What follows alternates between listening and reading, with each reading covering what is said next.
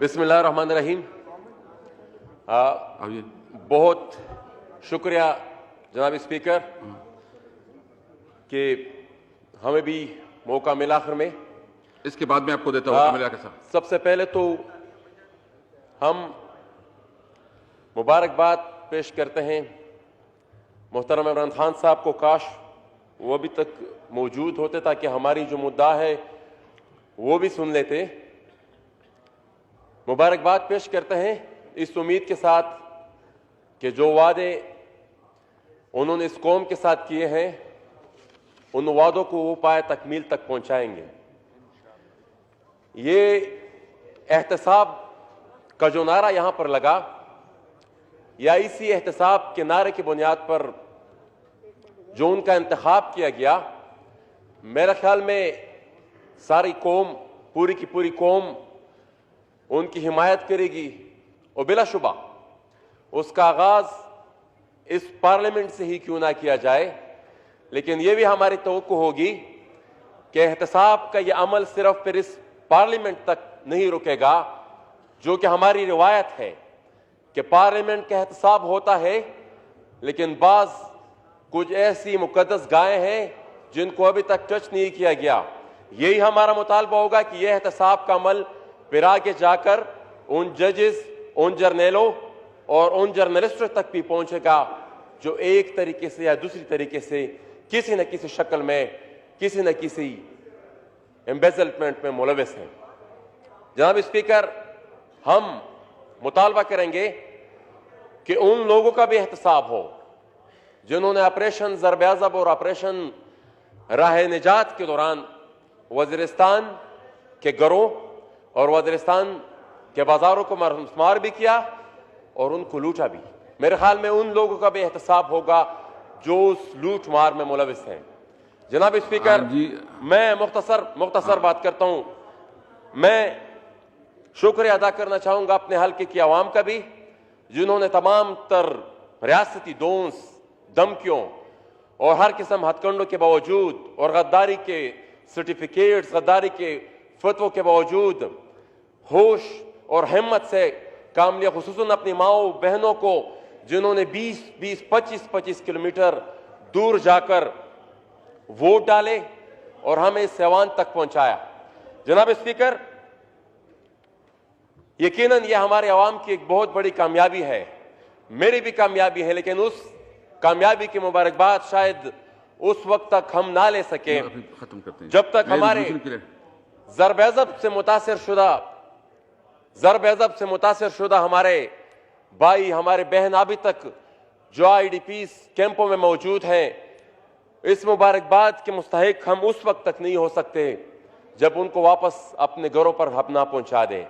जनाब स्पीकर, उस वक्त तक हम उस मुबारकबाद के मुस्तहिक नहीं हो सकते जब तक अपने मस्मार शुदा और लूटे हुए मकानात का अजाला ना कर सके। जनाब स्पीकर, उस वक्त तक शायद हम इस मुबारकबाद के मुस्तहिक भी ना हो जब तक हम अपने अवाम की वो इज्जत नफ्स बहाल ना कर सके जिसको हमारे इन रियासती इदारों ने अपने पैरों तले रौंद डाला है। मुख्तलिफ चेक पोस्टों पर भी और इन ऑपरेशन से और भी और मुख्तलिफ हीलो बहानों से जो आईडी अटैक होता है, जो आईडी अटैक के बाद पूरे के पूरे घरों को, पूरे के पूरे इलाके को, पूरे के पूरे गांवों को वो तशद्दुद का निशाना बनाते हैं। जनाब स्पीकर, जब तक वो इज्जत नफ्स हम बहाल नहीं कर पाते, हम उस वक्त तक मुबारकबाद के मुस्तहिक पे नहीं है। और एक बात में और भी यहां पर अख्तर मेंगल साहब ने उसकी तरफ इशारा किया, और हम भी यही इसी तरह की कुछ चंद किताबें हमारे पास भी मौजूद है जो है कि हजारों की तादाद में हमारे फाटा के हमारे भाई और हमारे दोस्त जो सालों से 7-7, 8-8 साल से जो लापता है, और हम कुछ ये मुतालबा नहीं कर रहे जनाब स्पीकर कि उनको आप रिहा कर दिया, उनको आप, अगर उन पर कोई इल्जाम है तो इस मुल्क में कायदा है, एक कानून है, एक प्रोसीजर है, आप उस मुल्क की अदालतों में उनको पेश करें। जनाब स्पीकर, उस वक्त तक हम किसी किस्म के मुबारकबाद के मुस्तहिक नहीं है जब तक हम उन तमाम मिसिंग पर्सन को पाकिस्तान की अदालत तक ना ला सकें। जनाब स्पीकर, मैं एक बात और कहना चाहूंगा, यहां पर बात जी। हुई, एक बस आखिरी बात मैं कहना चाहूंगा, यहां पर पार्लियामेंट की खुद मुख्तारी की बात हुई। यकीनन पार्लियामेंट की खुद मुख्तारी के अलावा इस मुल्क की तरक्की का और कोई हल हमारे पास नहीं है। यह मुल्क खुद मुख्तार होगा तभी हम आगे जा सकेंगे। और पॉलिसीज, इस पर बहुत ज्यादा डिबेट हुई, पॉलिसीज इस पार्लियामेंट में ही बननी चाहिए। ये पार्लियामेंट पॉलिसीज डिक्टेट करेगा, ना कि कहीं और से डिक्टेशन आएगी और इस पार्लियामेंट पर मनो अमल होगा। जनरल स्पीकर, एक बात मैं और ऐड करना चाहूंगा कि यहां पर एक अजीब किस्म का कानून है इस मुल्क में।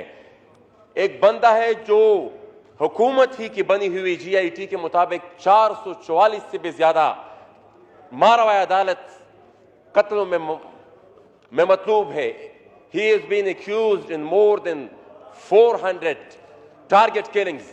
राव अनवर जिसका नाम है, और हम देख चुके हैं कि जिस शाहाना तरीके से हम वो मंजर भी देख चुके हैं कि यहां पर 3 दफा का मुंतखब शुदा वज़ीर आज़म एक बख्तर बंद में उसको लाया जाता है। और हमने वो मनाजिर भी देखे जो 400 से ज्यादा टारगेट किलिंग में मुलविस राव अनवर को शाहाना अंदाज से इस अदालत में बगैर किसी हथकड़ी के, बगैर किसी रोक टोक के उसको लाया जाता है। जनाब स्पीकर, अगर एहतसाब होगा तो इन तमाम बातों को मद्देनजर रखा जाएगा।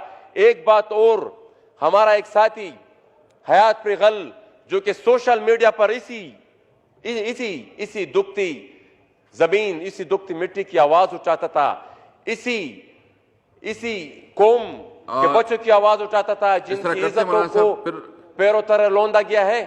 जनाब स्पीकर, उस जुर्म के पादाश में उसको कैद में रखा गया है और अभी तक मुख्तलिफ हीलो बहानों से उसकी जमानत में मुख्तलिफ इस्तेमाल किया जा रहा है। अजीब कानून है जनाब स्पीकर राव अनवर के बारे में। मोहसिन साहब, बहुत शुक्रिया।